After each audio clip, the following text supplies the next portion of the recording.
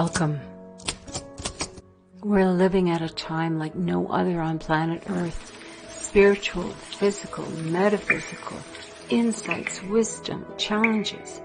We're more connected by technology and less connected to each other. We're all seeking answers, and we're often too busy to listen for the truth. Her story and his story and our story. I research, I question, I look for answers to share with you, exploring higher visions. Authors and publishers and creatives, all bringing us their empowerment tools, their insights. And I'm mining for those gems of wisdom. In these podcasts, we'll delve into the tears of sorrow, joy, awe, anger and overwhelm, the challenges, the triumphs of life. What works for some people and might work for you. We share the fiery energy of transformation, healing, inspiration, and lots of revelations. I am Whelan Costen, an author, an artist, a storyteller, a podcast producer and host. I'm a fellow human sharing this journey of life with you on the planet at this time. Let's chat. Let's explore.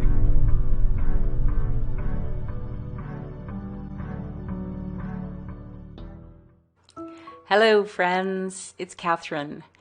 I'm happy to be here during the beginning of the holiday season to share with you some of my thoughts on going through the holidays when you've experienced loss or grief or real challenges in life that you are finding the holidays really difficult. This is part 2 of 2 parts, and you can look for the link for the first part in the comments below. I have shared some of the lessons from loss, trauma, grief in my memoir, Permission to Breathe, which is available on my website, CWC Art and Soul. And I will include slides in this video of my art that is available on the website, original acrylic art, as well as the book, as well as my fashions, which I'm really excited to be offering a new holiday season fashion designs. So all the links are on the website, so you can get that. But this is really going to be about talking about grief, trauma, what to do when you are dealing with it yourself, or if you have someone close to you that's going through a grief period or deep loss, and how do you interact with those people? And how do you handle the holidays where everyone's super excited? And it's okay to say no. And even though I say that, I also point out that there are consequences for saying no. And there's consequences for saying yes. And only you can know which one is right for you. And that's really the point of the freedom of getting through the holidays, enduring it, or experiencing it. You can notice that, this particular winter season, I didn't enjoy it as much as I have previous years. It can be the same for the holidays, the holiday season. Not everyone is going through the same level of joyfulness at the same time. You've got a neighbor that's newlywed and, life is just really fun for them as they're experiencing a new life together. They've maybe bought their first home or their first apartment together. And the neighbor is elderly couple that are dealing with health issues and family that's not around. It's still the same season. It's still the same holiday season, same winter season, but they're experiencing it very differently. So it's important for us to be aware and have compassion for other people's experiences, and notice that we will have our challenging times too. We don't have to get down into the misery and not experience our joyful times because somebody is experiencing something, a loss at that same time. When I was going through periods of not wanting to socialize, I gave myself permission to do that. The year that I decided I didn't want to put up a Christmas tree or have Christmas dinner or go anywhere for Christmas, I honored that. And I made a choice, actually consciously saying, my heart's not in it this year. I don't want to put up a tree. So I didn't do it. But I did also enjoy the consequences of my decision. January, February came, and I felt that I'd missed something. And I was aware of what I missed. And I also accepted that it was my choice to not begrudge the other people who in my life that I was aware of, my neighbors, my family, other people that were celebrating, and I wasn't there, and not begrudge them their joy because I wasn't up to that level. I didn't want to experience that joy in that moment. I kind of wanted to wallow a little bit in my own sorrow. And it's okay. This is really the point of this podcast, is to say it's okay. Whatever choice you make is okay. How you handle your losses, your grief, it's okay. And also to be okay with the consequences of it. To notice that, okay, I chose not to do that, and I didn't go to the party, and people might have had a really good time without me. And then noticing that I feel a loss about that too. And that's okay. It's okay to notice, oh, I really did miss that. And I really do want to be part of that. Rather than forcing ourselves to go to do things that we really don't want to do and be miserable and make other people miserable. Because, that saying, misery likes company. Rather than doing that, it is better to gracefully say, actually, no, thank you. I am going to take care of myself this season. This is the season of some healing for me. This is the season for some alone time for me, if that's your choice. Or, on the other hand, sometimes you're going through a challenge, maybe a loss, a breakup of a relationship, or you just lost your job and you're really feeling down, and you think, you know what? Maybe I would feel better being around people who are happy and joyful and in a festive mood. Maybe it would feel great to get dressed up and put my fancy on and, get my hair done and, wear some nice clothing that feels good. I don't have to buy something new. I've got something in the closet, that kind of thing. Sometimes if we can put on the right point of view, we can experience a joyful occasion even while we're going through a deep loss, a deep grief. But we have to know ourselves. We have to know, what am I feeling about this? How do I feel about this? And what if I say yes to an event, and then on the day of the event, I just don't feel like going? Now I really don't. And depending on, whether you're going as a guest or you've agreed that you were going to participate in some way, or you're going to bring something that was important to the occasion, you will have to make that decision. But each of those things it's important to honor yourself. And it's important not to expect other people to behave in a certain way. So when people said to me, after my son was killed, that's the worst thing that can happen, there would be an expectation of how I should behave. And that's where we don't help people. If we want to have compassion, it is to allow them to experience their season of sorrow, their season of loss, their season of whatever it is, in the way that's unique to them. Because we never can walk a mile in another person's shoes. It's not possible. We say that, but it's not possible. What is possible is to have empathy, compassion, to be a listener if the person wants to talk about the situation or the events. If they ask for help, they want advice, even if they don't take the advice, if they want advice, it's great to offer them whatever advice you might have, but don't expect them to take it, because sometimes the asking for advice is just a feedback. Sometimes it's just a way of reaching out. It's just a connection. And if you are wanting a relationship and you've been grieving the sense of, I don't know, I can't seem to meet anyone, I can't seem to connect, part of the problem with social media is that as humans, we connect by all of our senses. When we meet people, it's their scent, it's their or their odor that can be an attraction or a turnoff.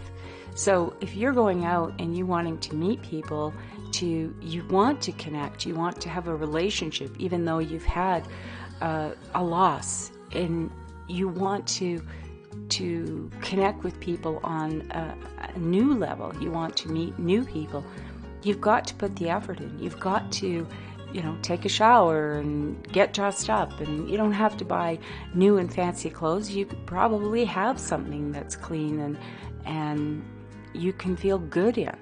Feel good about yourself first. That's the one thing that I've always disagreed with, was the idea of people saying this person completes me.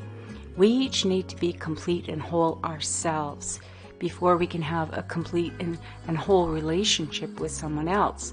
As someone once said to me, a relationship is its own persona. There's you, there's me, and then there's the relationship.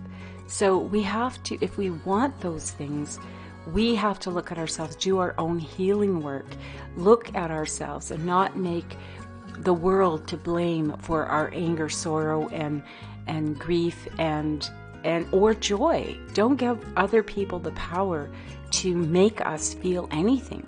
We have control over our emotions. We have control over our anger, over how we express it, how we express our joy, how we interact with people. Get to know people in an actual authentic way by being authentic yourself first. That's really critical. And helps to heal and helps to engage. We need the human connection. We need it, but we can't force it. We'll never have relationships with people if we expect them to act a certain way towards us. That is, we can't expect or control how other people see us. All we can do is be true to ourselves, and when we do that, there's a sense of wholeness can come over us, and so that we're okay whether we're with people or we're not. We can be okay being alone, and we can be okay in environments, even no matter what we're feeling. We can be going through our grief and still engage in the world. We can do that. It takes effort, and part of it is preparation as well, knowing that not everybody's going to like us, regardless of social media. Not everyone's going to like us. Not everyone's going to be our cup of tea. That's why there's billions of us here to interact with. Not everyone's meant to be on our path with us. Regardless of how much we might be attracted to someone, that isn't about them. It's about us. It's about us knowing that we're okay as who we are. Our self-confidence, self-esteem comes from our accomplishments. What did we do? How do we help other people? How do we engage in the world? Sitting at home behind your computer is not going to give you that. You have to be in the world and not of it. You have to be able to see other people without a lot of judgment and expect the best from them, but also know that, like I said before, people are capable of good and evil. And it's our inner guidance that tells us that, if we listen to it, and not external voices, not cults, not propaganda machines, not, marketing that says if you wear this or that, you are going to be attractive. So the big things are, if you want to attend an event, do so. And if you don't do it. We have to take the obligation out of the holidays, because what's festive about that if it's done under duress? Not everyone experiences grief and loss in the same ways, and we all have moments of loss. And it's the fact that as a society we don't actually prepare ourselves for that, as not to dread, oh, things are going to go negatively, or I'm going to, no point in getting involved in a relationship, the person's probably going to die. Well, that's not being prepared. That is just being negative. Because, the song, The Dance by Garth Brooks, that's really what it's about, is to love and to experience relationship with people, is to have those moments. That's all we ever have, is the moment in time, right? That's what's important. And to have an awareness that it's precious and that you won't always have it, that there's no guarantee. That's being prepared. Even though when something happens that you weren't, we say we weren't expecting, but we're not expecting it in a lot of ways because we don't want to. We don't want to accept the fact that life is not permanent and that our success is not always permanent. You can have the best job in the world, the best house and car and relationships and health, and everything is just tip top. And then one of those things somehow changes. And everything else also, there's ripples. And that can happen to anyone at any time. And it can also happen the other way. You can be destitute, in poverty, had a run of bad luck, as they say, and then things change. You meet the right person, somebody offers you a piece of advice perhaps, and everything changes. And a lot of that comes from our point of view. You can stay in your sorrow and wallow for a long time. And a lot of the reason for what I've seen of wallowing with it's not a negative thing. It's just a feeling, you just can't get out of that place. And a lot of that comes from ruminating and regretting and saying, this shouldn't have happened to me. I shouldn't have lost my job. I did everything right and I still lost my job. Or I, shouldn't have lost that relationship. That shouldn't have happened to me. Everything was perfect. I knew it was going to last forever. It was supposed to last forever and it didn't. Or a child shouldn't die. That shouldn't happen. That shouldn't have happened to me. So some of that is denial of what is reality of life, because there's nothing permanent in life. And that's where I say it's the preparation and the discussion around it that will help us to navigate, because there are times in life that it's hard, really hard.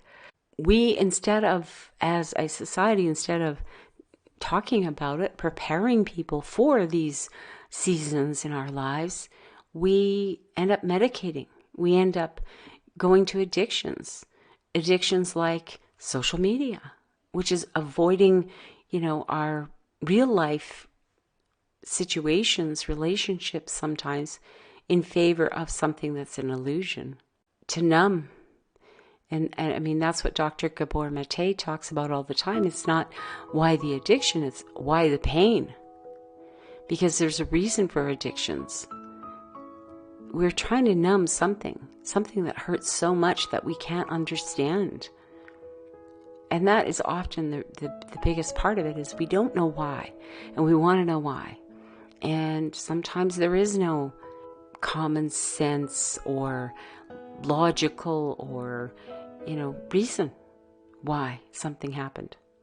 Why did something happen to this person and not to me? Or, that's where all that a sense of jealousy comes from that we're looking at social media, we're seeing other people's, as they say, highlight reel, not their real life, but the highlight reel, and we're judging ourselves against that, competing against people who, in many cases, we've never met.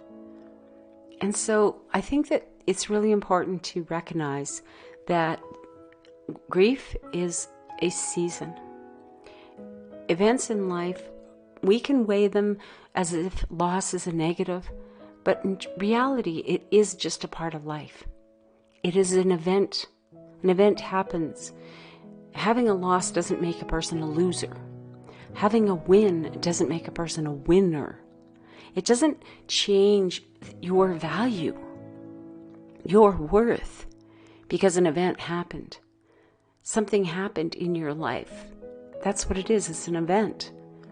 It's not a reflection of your worth. You know, there's so many factors involved in whether a person has, gets that job and another person doesn't. Person meets that person and another person doesn't. You think, well, how did they end up married to this great person and their relationship so great? And often it is a matter of they worked at it. They both wanted it. And then you have another couple and it's like, it was hell on earth. And maybe there's another reason for that. Maybe there were certain things they were learning from those relationships. Maybe there was things they were healing from previous relationships. Life is messy and it's complicated and it's juicy and it's fun and it's sad. It's all of those things.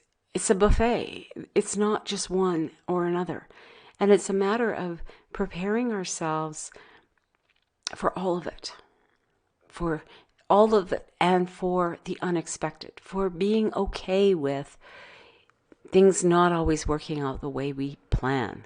There is a kind of a joke about we make plans and God laughs.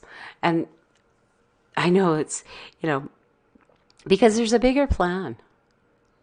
Depending on what your belief system is. But for me, there is a bigger plan and one that I'm maybe not privy to all the ins and outs of. And I think that the more we can accept that, life is about ups and downs and seasons, and that we're not all going through the same seasons at the same time, and respect each other and respect the choices. If someone in your life is going through something and they say, you know what, I don't want to attend the holiday event this year. I don't want to host it. I don't want to be part of it. I just prefer to stay by myself. Check in and ensure that they're really making that choice. And it isn't a place of absolute desperation that they are needing actual help in another way from a medical practitioner or a counselor or something like that. But the people in your life, and what are they needing? Ask them, talk to them, make sure that there's a dialogue and not just I don't feel like going and I'm not coming. And, if you haven't actually been talking to them and you don't really know where they're at with life, then it's really hard to know whether they're actually choosing to not participate or whether they really are in a depressed state that they need some outside help. But you can't know that if you don't talk to them, if you don't talk about the grief, if you try to pretend it didn't happen, whatever their loss was. They lost their job. Don't talk about it. Well, ask them, do you want to talk about that? Ask them if they want to talk about their loved one. Don't be afraid to have those hard conversations, because sometimes they are hard. And too often people won't even mention the name of the person who died, or, if there's a divorce, don't mention that other person's name. Well, these are games we play with each other. If that person was in your life for a period of time and you were, having a a love affair, or they were your child or your parent or, your pet even. Why wouldn't you be able to say their name without it causing a lot of turmoil, drama? They were part of your life. So we don't prepare for these things, and the more prepared we are and the more accepting we are of different people's grieving process and how they want to participate in whatever festivities are is important. Now, you wouldn't bring a child to their first day of preschool or kindergarten or grade 1 and not give them some idea of what is going to happen. You wouldn't just drop them off and say, see ya.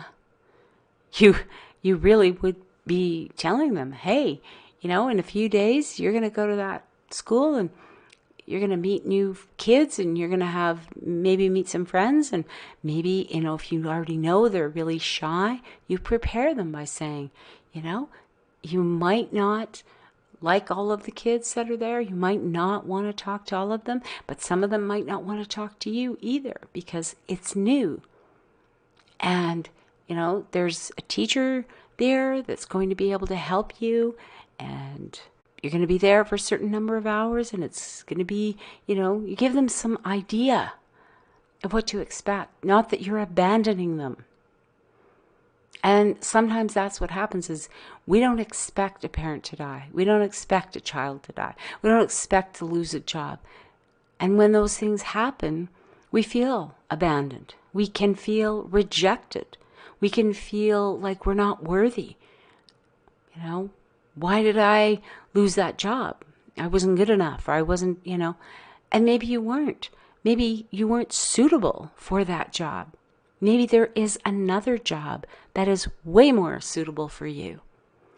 And when people die, it isn't because, you've done something wrong. It was their time to go. And you can say and argue with me on that. A lot of people will. It can't be. You can't say that a child's dying, it was their time to go, because they haven't lived yet. But you don't know that. And that's the thing. We are not the mind of God. And we don't know. We don't know why they came. We don't know what their purpose of their lives were. Most of us can't figure out a purpose of our own lives, never mind why a child came into our lives and then left. It is a part of life, and some of life is a mystery. Some of it we're not meant to understand. Some of it is about trust and faith, realizing that some of it's really messy and really hard. And I think the best we can do is to have compassion for each other and ourselves, and to love ourselves enough to notice that, hey, this is hard. This is really hard, and I really feel like crying right now, and I'm going to cry, and it's going to be okay. And tomorrow maybe I won't cry, and maybe I will. It's a process. And then, maybe I'm really angry right now. I'm angry because my child is not here, or because I got fired from my job, or because, a million reasons. My neighbor has a nicer house than I have. I'm angry because I wanted to buy that house and now I can't because they bought it. There's a million things we can feel offended by and feel that we lost. But if we can look at life through a different point of view and notice that maybe that house wasn't meant for you. Maybe you need to go on and do something else. Maybe I remember when my stepfather died and my mother was a widow for the second time. And I thought, she has never lived on her own in her whole life. So she could look at it and say, why have I been a widow twice? Why, and she was very lonely about the whole thing and felt the deep loss. But after, a time of grieving, and I said to her, this is kind of an opportunity for you to experience life on your own and make decisions on your own without having someone else to make the decision for you, or, to do what you really want to do. Even though, it may not have been, it wasn't, she was already elderly when she was a widow a second time and had a lot of health issues. But when someone leaves our lives, we don't know why. But if we're still here, we have things to do. And so, people don't want to, might think that that's cruel for me to say it gave her an opportunity. But all of life is an opportunity. Every challenge is an opportunity. Every loss is an opportunity. Every win is an opportunity. We learn from everything, even the hard stuff. Maybe sometimes even more so from the hard stuff. It's important to know that there's consequences for our choices, and that it's important that we know we have the power to choose and the right to choose and to take care of ourselves first. Only we know how we feel. You can't expect someone should know. That person should know that I've just, I'm going through this grief. They should have never invited me. Or that person should know that I'm struggling over here. No, they can't know. We don't read each other's minds. Most of us don't anyway. We have to communicate with each other. And so this brings me a little bit to the social media thing that I wrote a post about this on my Facebook page the other night, because I really am noticing how a lot of people are complaining that they're not getting enough attention. People aren't liking their posts. People aren't, engaging. I've got 400 friends and you're not saying anything about my posts. I only get a few people that I know are actually commenting on what I'm posting. It hit me, I thought, COVID really brought to our awareness how much we need connection, how much we long to have that interaction with other people. But before COVID, we were already aware that our social media trend had kind of taken over our relationships already. It had become more important. I mean, we see people having their phones at the kitchen table or at the dinner table with their children, their spouses, and there's no conversation going on. Everybody is looking at their phones, waiting for the beeps, like Pavlov's dog, salivating for likes. Did somebody comment on something I posted? And if you think about it, it's a picture, might be a video, but it isn't real life. It's an image of real life. It's an image of something that, for whatever reason, we're sharing it, but let's say we have 200 friends on our Facebook page. A lot of people have a lot more friends. And I say that with air quotes because how many of those people do we really know? And yes, there's a lot of people who are using it for business, and that's important because you wouldn't know about a lot of these businesses without social media.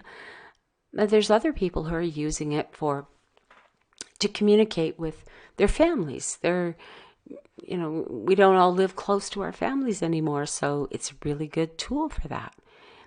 But when we couldn't socialize, when kids couldn't play in parks together during the lockdowns through COVID, when people couldn't go into work, they didn't stand by the water coolers anymore. You couldn't get dressed up and look great and go into your work or go shopping or, go to the theater or go to the gym or whatever we were used to doing. Handshakes, hugs, all of those things were missing.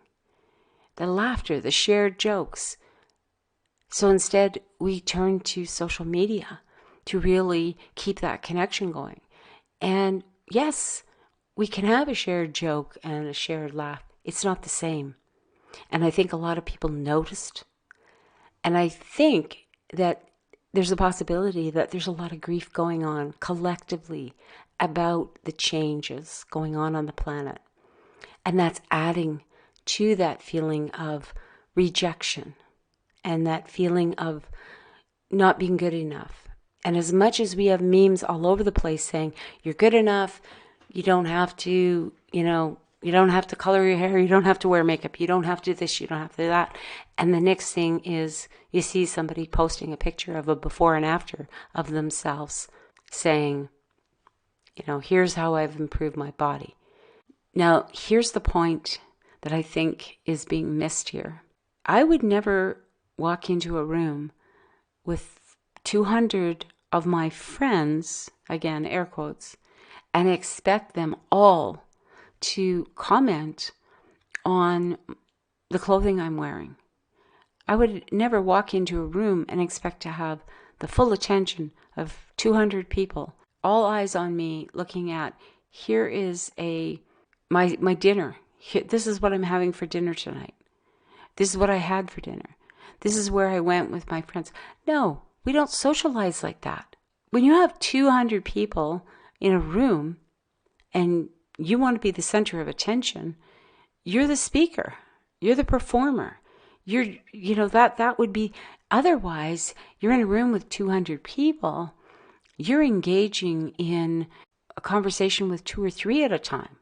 And in that conversation, you might say, you know what I had for supper last night? It was so delicious. I got this recipe from my grandmother and I tried it and it was great. And another person's, oh yeah, I tried that before. Or, oh, I'd like that recipe, right?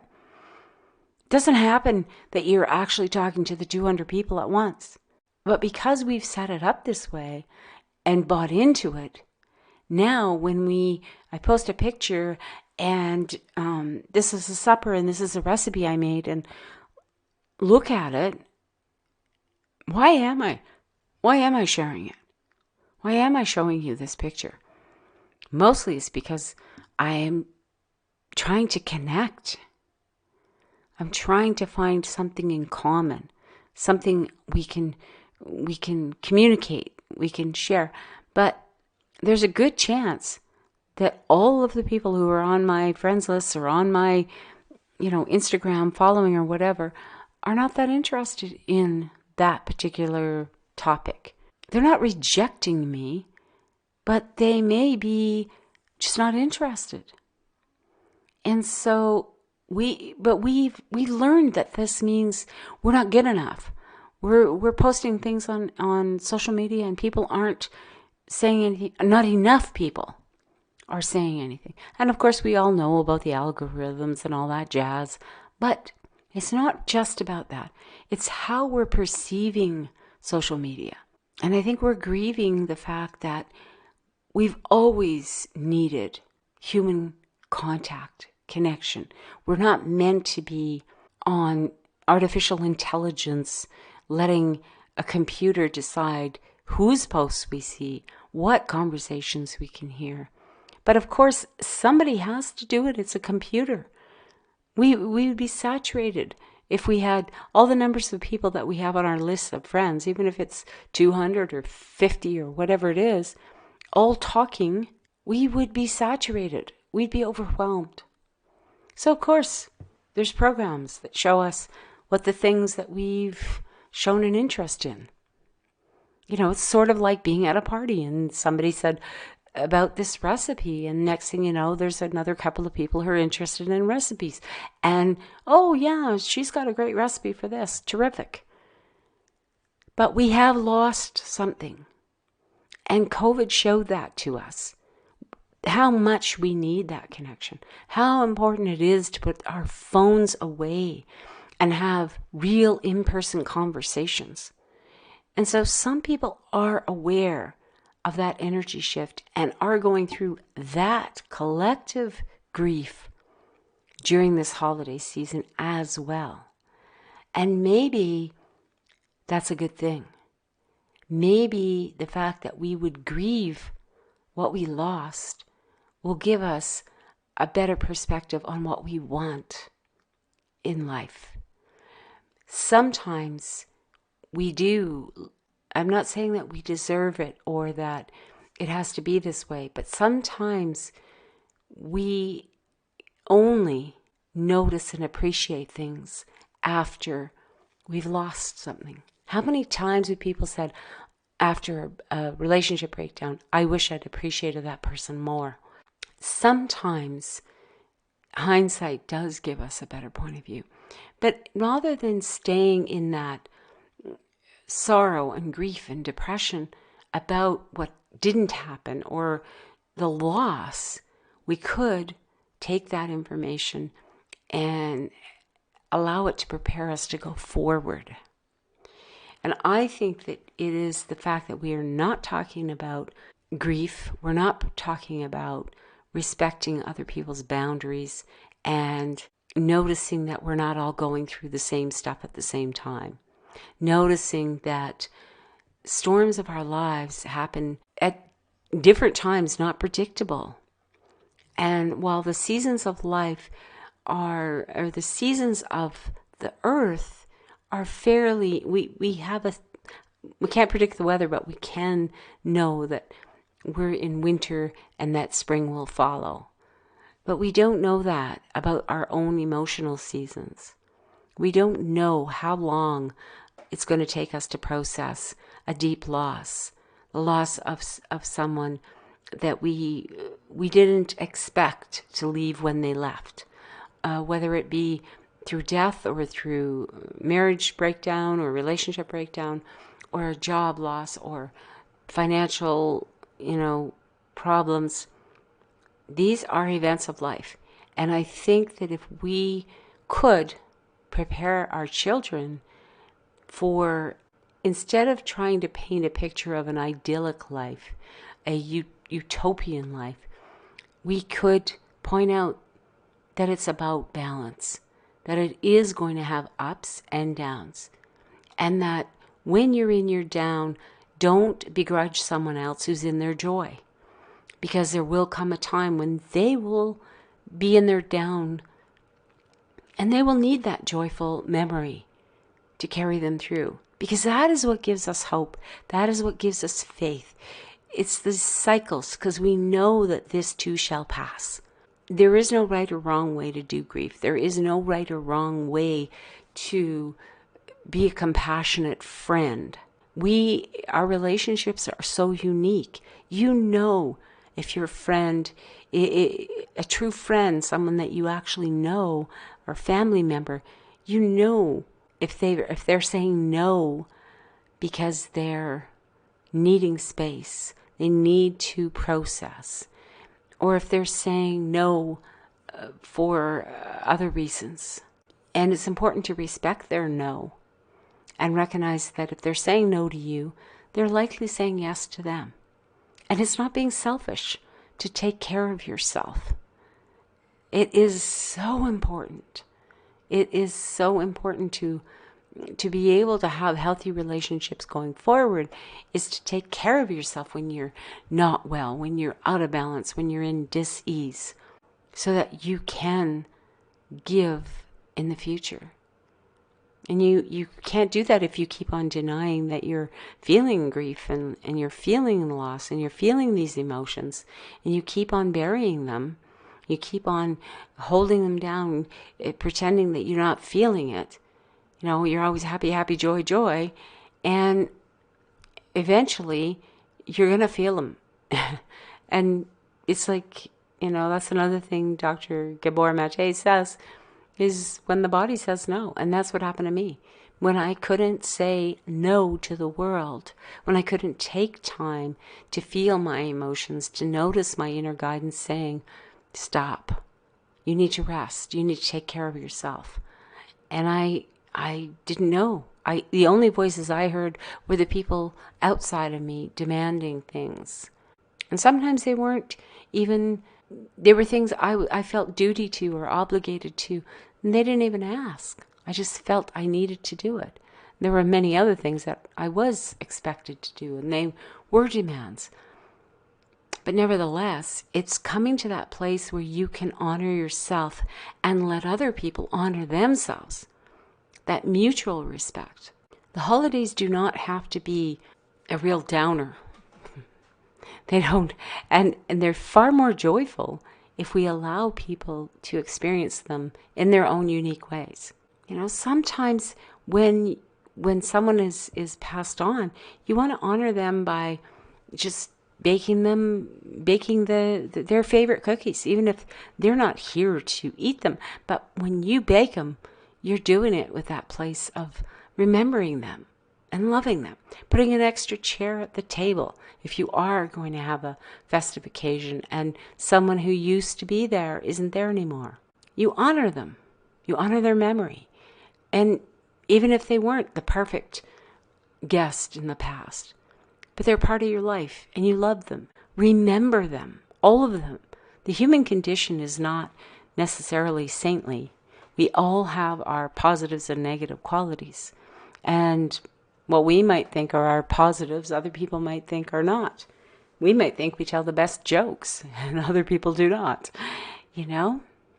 So during this holiday season, I really ask you to look around for the people who you know are going through a hard time for whatever reason and reach out. They might just need someone to listen to them. That is the biggest thing I think we're missing, is that connection.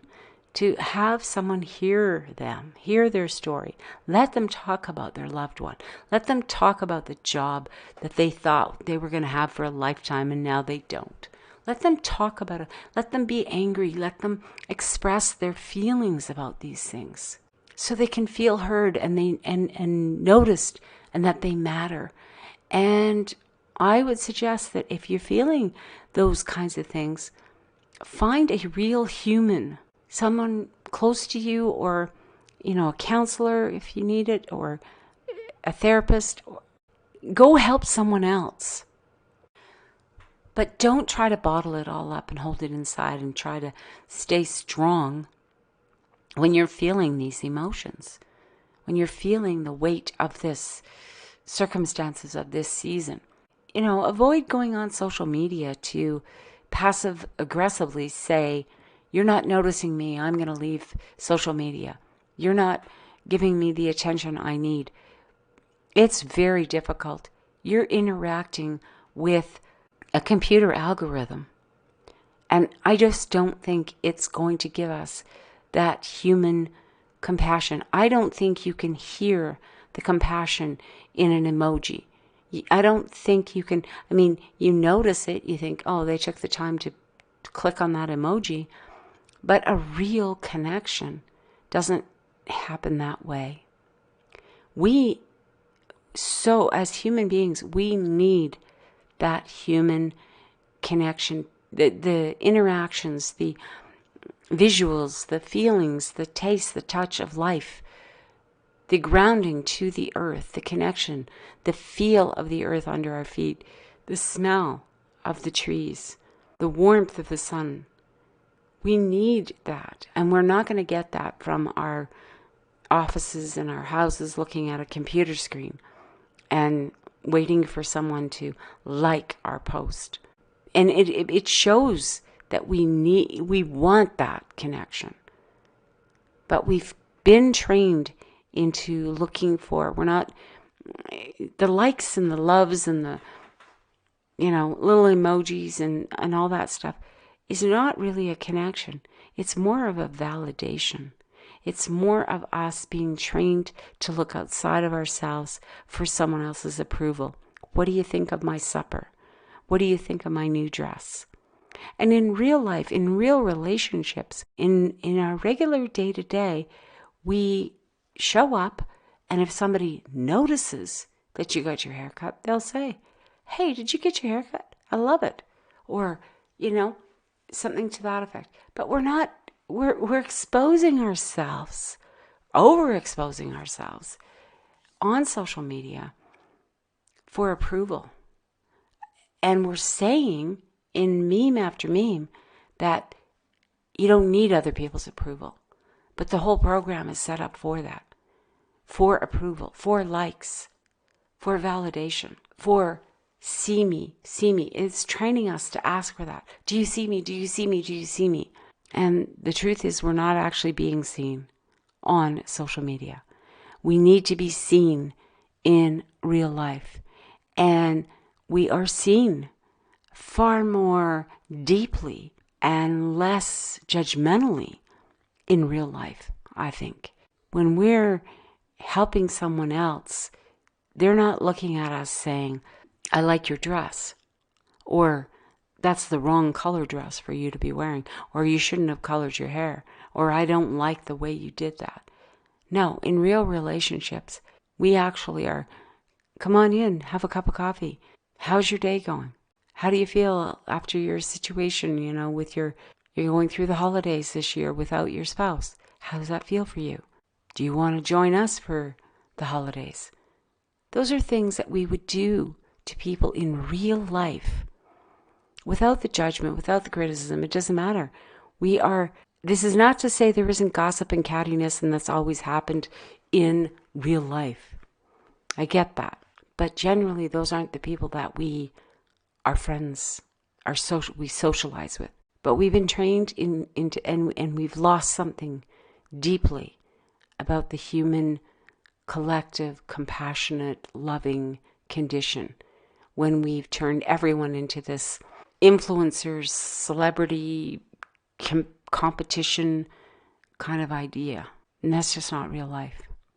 So this holiday season, I encourage you to connect with real people, even if they're strangers. Reach out. If you feel really alone and you need that connection, see if there's a place you can volunteer wholeheartedly. Not for likes and shares, and don't even post your pictures. Go and be fully involved in whatever relationships you're having with individual people. Do something for someone else. Give from your heart, lovingly. Expect nothing in return, but you will get something in return. You will feel so much more connected, and that is priceless. That is not going to take away the fact that you've lost someone in your life or that your grieving period is still going on, because it is a cycle. Out of the blue, you might find yourself crying. Out of the blue, you might find yourself angry. That is the season of life. That roller coaster of ups and downs, highs and lows, wins and losses. And none of it makes you a good or bad person. It's just a human experience. So have some compassion for yourself and for others. And do your best to look at things from a different point of view if you can. That's my recommendation. Obviously, you don't have to apply it. But it's from my life's experience, it is about not forcing yourself to be happy, not forcing yourself to be crying when you don't feel like crying. If you're happy, be happy. You don't have to have your emotions controlled by what society thinks is appropriate. When you want to socialize, that's when you socialize. And when you don't, you don't. And it's all perfect. It's all perfect. So I wish you a very happy holiday season. And I also wish you compassion for yourself. Take really good care of yourself, because you really do matter. And you matter a lot more in real life than any celebrity profile on social media. And I think we've all learned that. That's been one of the gifts from this challenge with COVID. And that is life. Always a gift in the challenges. And that's what I've noticed. All right. So until next time, take care.